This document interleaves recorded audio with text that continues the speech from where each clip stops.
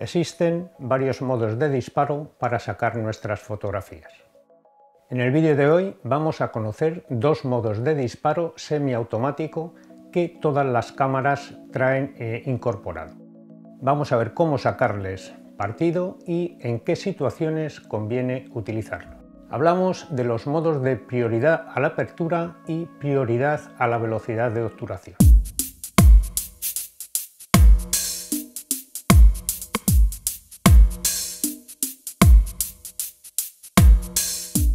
Para entender mejor estos modos de disparo, vamos a ver antes el modo automático, que suele aparecer como auto en el dial de nuestra cámara. En modo automático, la cámara tiene control total sobre todos los aspectos relacionados con una toma.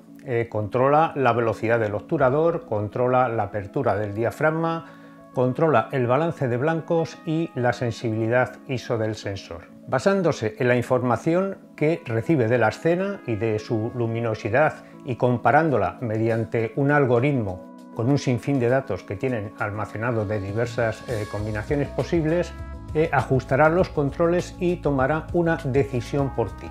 Hará todo lo posible para que la toma sea correcta y en muchos casos de hecho suele ser así, aunque no se ajuste luego el resultado un poco a lo que a ti te gustaría. No obstante, el modo automático puede ser muy efectivo en algunas situaciones. Por ejemplo, cuando necesites rapidez, estás en una fotografía callejera o social donde tienes que captar lo que sucede ante tus ojos y no tienes tiempo para ponerte a pensar qué ajustes son los que necesito. También cuando estás empezando y estás hecho un lío con la cantidad de parámetros que maneja una cámara moderna, puede ser un buen método de aprendizaje. En los modos semiautomáticos que vamos a ver hoy, solamente una de las variables, bien la abertura o la velocidad de obturación, serán las que se ajusten de forma automática a la cámara, siendo nosotros quienes decidiremos, por tanto, la otra variable. Tanto la sensibilidad ISO y el balance de blancos tiene que ser una opción que corra de nuestra cuenta. Aquí tenemos los modos tanto automático, aquí tenemos el modo semiautomático condicionado a la abertura del diafragma y la S condicionado a la velocidad. No sé si apreciáis cómo los valores, cuando yo muevo el dial, la exposición siempre permanece fija y lo que hace es se va ajustando la velocidad de obturación. Cuando lo que tenemos es la velocidad de obturación marcada, lo que hace la cámara es que va variando el otro parámetro, pero siempre la exposición va a quedar correcta. Vamos a ver el modo de prioridad a la apertura, que suele venir marcado con una A o una AV. Comentamos en un vídeo pasado que el diafragma controla la cantidad de luz que entra a través de nuestro objetivo y que además tenía una relación muy directa en la profundidad de campo. Esta sería muy pequeña cuando manejamos aperturas muy grandes o lo que es lo mismo cuando utilizamos unos números F muy bajos. En este modo de disparo debemos entonces ajustar la apertura de diafragma que nos interese para el fin que persigamos en la fotografía y la cámara va a ajustar la velocidad de obturación para que la fotografía salga siempre correctamente expuesta, en base a la información que le esté dando en cada momento el fotómetro, aunque vaya cambiando la luz de la escena. Esto no quiere decir que debamos ya desentendernos de la toma, ya que habrá algunas situaciones, sobre todo cuando si tenemos poca luz o estamos en interiores o son fotografías nocturnas, donde la velocidad que adopte la cámara sea tan lenta que ponga en peligro la captura. Es decir, la fotografía saldrá correctamente expuesta, pero saldrá movida o saldrá tepidada, con lo que habremos arruinado la toma. Salvando este inconveniente, mediante un trípode o porque hay suficiente luz para asegurarnos una buena toma, vamos a ver en qué situaciones es aconsejable utilizar este modo. Puede ser interesante para retratos en los que quieras aislar a tu sujeto del entorno disparando con el diafragma más abierto que permita tu objetivo. Así difuminarás el fondo y resaltarás a tu modelo, permitiéndote además no perder tiempo en ir ajustando la velocidad. Algo además que siempre incomoda o acaba con la paciencia de nuestros modelos, sobre todo porque no suelen ser modelos profesionales. También nos puede resultar útil cuando realicemos tomas de macrofotografía, donde suele ser necesario desenfocar siempre el fondo para aislar el motivo de interés, que suele ser muy pequeño. También en fotografías que viene un poco aparejado, en fotografías comerciales, en platos gastronómicos, este tipo de imágenes. Cuando utilizamos diafragma muy cerrados, contamos con muy poca entrada de luz, pero sin embargo contamos con mucha profundidad de campo, volviéndose una opción muy interesante cuando fotografiamos paisajes, ya que nos permite sacar todos los planos de la imagen enfocados. También aquí será un buen aliado para este método de fotografía. También cuando utilicemos diafragmas muy cerrados y teniendo un buen soporte para evitar las vibraciones al utilizar velocidades muy bajas, podemos utilizar este método para conseguir el efecto seda en el agua o las estelas que crea la gente cuando va caminando.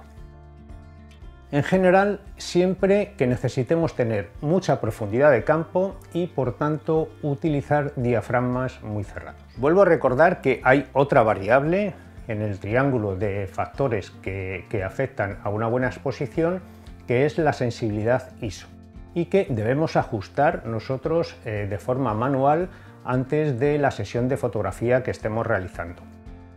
El valor que ajustaremos a la ISO pues vendrá dado por el fin que queramos perseguir y las condiciones de luz que haya en cada momento. Vamos a ver ahora el modo de prioridad a la velocidad, que suele venir marcado con una S o con TV en las cámaras. El modo de prioridad a la velocidad es aquel en el que tú vas a controlar la velocidad a la que quieres disparar y la cámara va a compensar abriendo o cerrando el diafragma para que obtengas fotografías que estén bien expuestas, con una exposición correcta. Es adecuado para todas aquellas tomas en las que nuestro fin sea captar el movimiento o la falta del mismo. Es recomendable y casi imprescindible cuando vayamos a utilizar velocidades por encima de 1 partido por 250 o 1 partido por 500, bien para captar imágenes de sujetos que se mueven a mucha velocidad o cuando utilizamos teleobjetivos de focal muy larga, donde cualquier pequeña vibración va a ser captada, salvo que estemos disparando a estas altas velocidades. Imaginad una fotografía, mejor aún, una sesión en que vamos a estar durante un tiempo realizando fotografías en las mismas condiciones, que tienen además como denominador común el movimiento. Pueden ser una carrera de coches, una carrera a pie, es decir, cualquier tipo de sesión de estas. En principio, en deportes, lo que te interesa es detener la acción. Aquí no suele ser interesante ver los sujetos movidos, sino congelados. Por ejemplo, en carreras de coches, en partidos, en todo lo que sea atletismo. Ya me entendéis un poco. Cuando fotografiamos animales, también, sobre todo aves que están en vuelo, nos interesa que el objeto de interés, que en este caso es el ave, salga nítido, por lo que si está moviéndose es recomendable tener preparada una velocidad muy alta para en el momento que lo veamos y disparar, congelar la escena.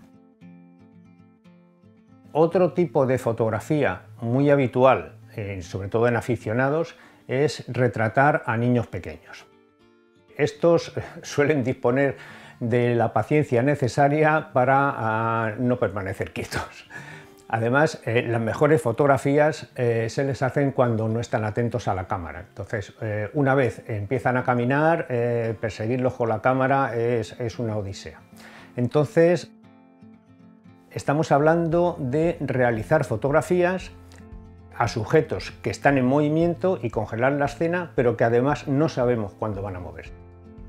Esto implica no solo congelar al sujeto, como tener ya preparado las condiciones en las que queremos fotografiarles.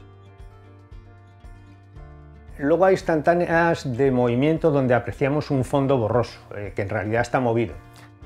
Este efecto que aporta a la imagen mucho dinamismo, ya que plasma el movimiento que queremos transmitir sin que afecte a la nitidez y al foco del objeto principal.